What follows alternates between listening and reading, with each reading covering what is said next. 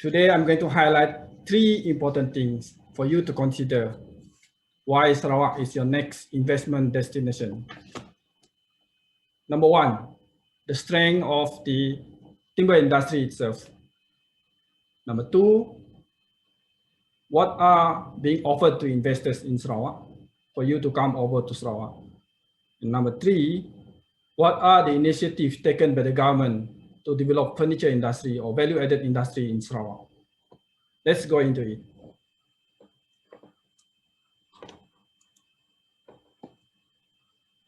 If you look at this slide, we have 2 key strengths here. Number 1, we see Sarawak exporting timber products to many parts of the world, particularly the Asia Pacific region. This source strength number 1, that is Sarawak products is well accepted in the global market. Our key market, you can see here, is the Asia Pacific region.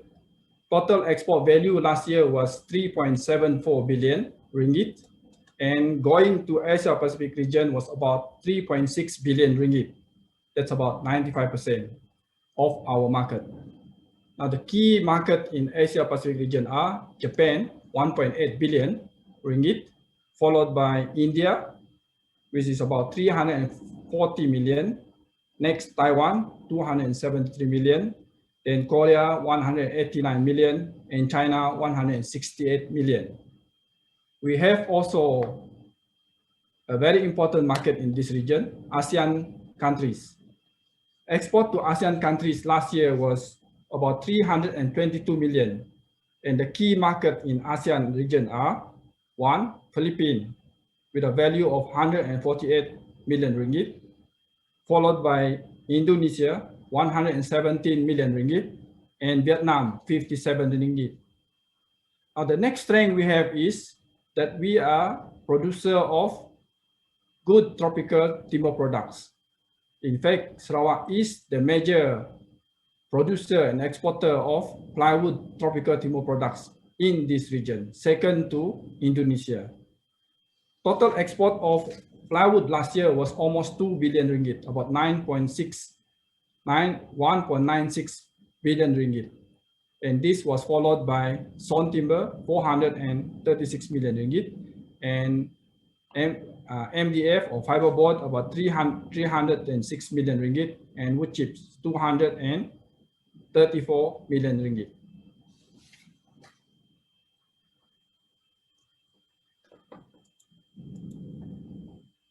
What has Sarawak to offer to investors?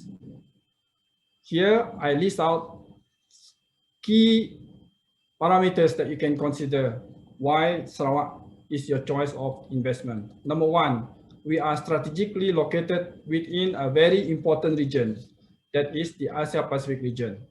And also we are within the ASEAN member countries. We know that within Asia Pacific region, the total population is about 2/3 of the world population, and it is a growing market. We have big market like China, we have big market like Japan, India, Korea, not to forget the ASEAN countries like Indonesia, Philippines, Vietnam, Thailand. Yeah. Number 2, we have also incentive given by the government, basically 2 key incentives: the pioneer status, which is for income-based tax relief, and the other one is the investment tax allowance, which is given mainly for qualifying expenditure. Next one is the ease of doing business. I think I heard Mr. Kwa was saying that we need to digitize things. The government is promoting digital economy in Sarawak, and we have many processes, many key delivery processes that we have digitized. And that has simplified our process and also has improved our delivery time. In fact, during the movement control order, we were able to still issue export permit and license because we were able to give these services online. Workers here are easily trained. You can see the 2 designers, young designers, they are still fresh from graduate. You can see how they have moved quickly. If you train them well, give them more exposure. Many are multilingual. That is also an advantage for us. And most of them are having good education. And we have good education infrastructure. State government also spending amount of money for attracting investment, including bringing foreign-based university like Curtin or Swinburne to Sarawak. Success story. STIDC alone have some success story dealing with foreign investors. For instance, when we want to promote plywood industry, we bring in glue manufacturers to come to Sarawak to invest to produce glue. At that time, we don't have any glue mill. At the same thing, also we want to promote furniture or fiberboard industry using mixed tropical hardwood. We bring in also foreign investors to come in and invest in Sarawak. And this, for example, these two investors are here, still here today in Sarawak. Next is stability. Politically, Sarawak is still stable, although you can see at national level, there are some instability, but you see Sarawak is still politically stable. In terms of management, we have the Sarawak Timber Association and also the Sarawak Furniture Industry Association that represent the industry. So if investors would like to come, would like to have more collaboration, they could contact these two associations for them to discuss further. And we have STIDC as the key agencies in Sarawak to look at the timber sector, which can help you if you have any further queries in this sector. Livability. Sarawak is also a livability place. It has a diverse culture. We have at least 28 ethnic groups in Sarawak. It is a safe environment to stay. We have very low crime rates. We have good infrastructure.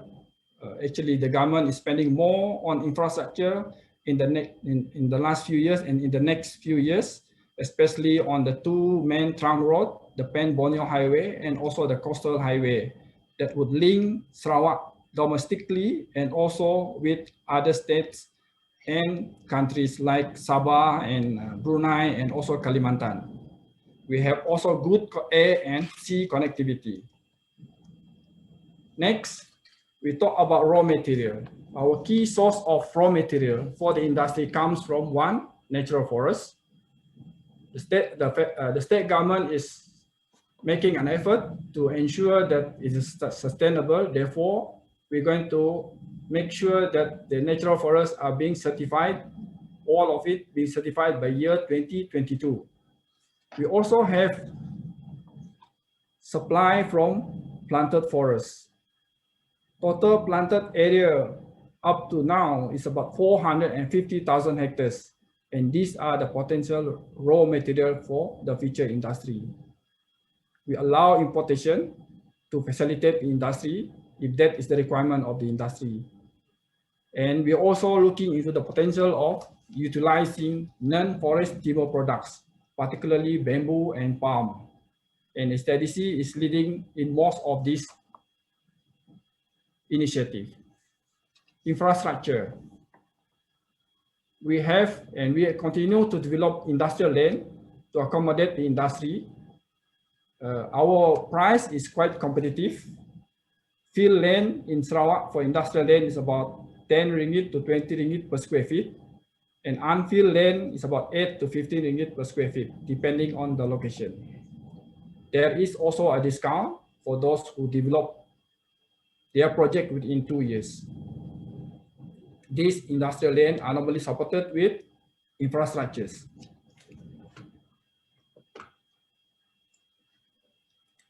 The other two things that I should also highlight are electricity tariff and water tariff. You can see that electricity tariff in Sarawak is one of the most competitive in Malaysia. For industrial I3 published tariff, it's about 25 cents per kilowatt. This is the published tariff. You can also negotiate for other what they call power purchase agreement if you utilize high amount of electricity. The other advantage is we have a very low footprint for our power supply. About 70% of our supply, electricity supply, come from hydro power plant. Water supply. We also have competitive and reliable treated water supply. Our rate is about 97 cents to 1 ringgit 32 cents per cubic meter. This is industrial rate.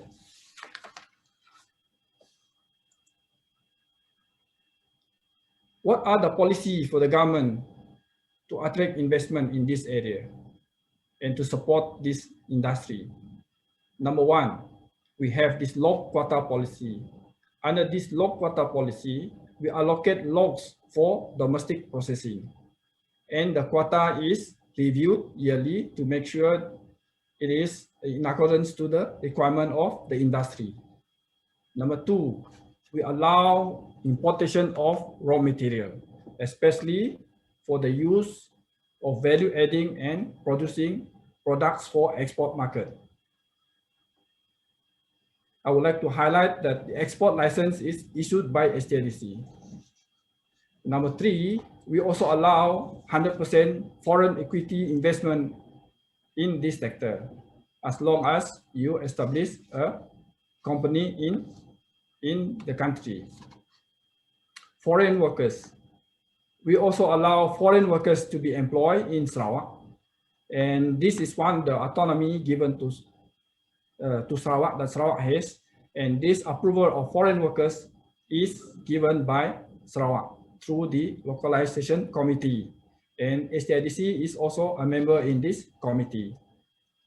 Next is the development incentive in terms of infrastructure, in terms of costs that they're given, and in terms of discount if you do it within 2 years.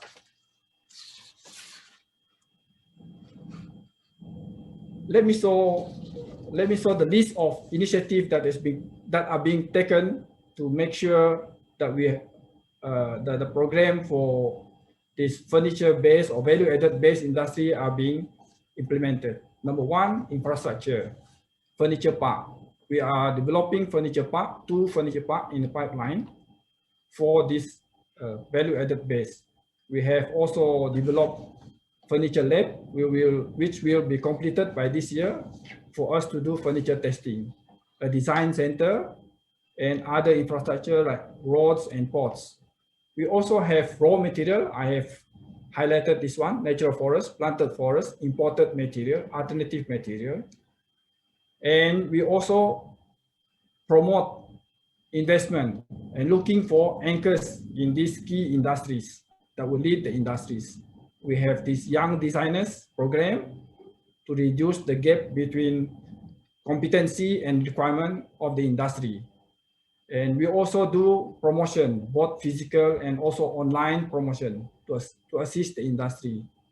And we also capitalize on R&D for us to help the industry, especially applied and R&D. So we are working with local university and also some foreign university on embarking on R&D that is required by the industry. This is the picture of the 2 sites for furniture park. On the left is the Demak Laut Industrial Estate in Kuching. It's very near to the Kuching port in Senari, which is about, I think, maybe less than 10 kilometers. The other one is in the Tanjung Manis economic growth area. This is central part of Sarawak, which is also near the port. This is about, again, maybe less than 5 kilometers to the port. These areas are being put as projects to be developed in the Malaysian 12th Malaysian Plan starting this year. What is our destination for this industry? Our destination is to achieve 8 billion export value by 2030, mainly focusing on value-added products as the key new growth area for Sarawak. Furniture is one of them. And by then, we would like to see 60% of our export value comes from value-added products, particularly furniture. Currently, more than 90% of our export value still come from primary products like plywood, sawn timber, MDF, particle board, and wood chips. And we hope you can join us in this journey to achieve this destination that we want to achieve in 2030. Should you have any queries, please drop us your queries or contact us through the email in this contact. Thank you. Over to you, Tina.